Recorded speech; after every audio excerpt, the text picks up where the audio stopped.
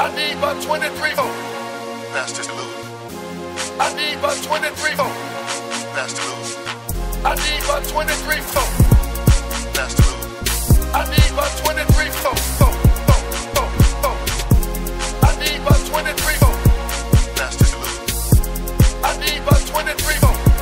Pastor Lou. I need about 23 votes. Pastor Lou.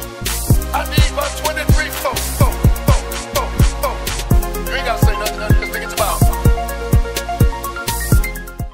Family, I want you to know that the beginning is the most important part of the work.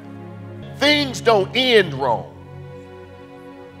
They begin wrong. And I need you to understand that, family, because you cannot wait until after you've already sown your seed to decide that you want to change your harvest. You must know what it is you're sowing ahead of time. And what it is you're sowing, watch this, you must know that it must line up with what it is you're expecting to reap. Why? Because we are living in a dispensation of time wherein the manna has ceased. And whatever it is that you sow, that's what you're going to reap. If you don't like what you've been reaping, if you don't like what you've been reaping in your health, you don't like what you've been reaping in your marriage, you don't like what it is that you've been reaping in your finances, if you don't like what it is that you've been reaping in your life, then it is time for you to investigate what you've been sowing. There are people in the earth realm who believe and want you to believe that God no longer speaks. There's people in the earth realm that want you to believe that God no longer is involved in the affairs of man. But you're going to be hard-pressed to argue me down on something that I've experienced for myself.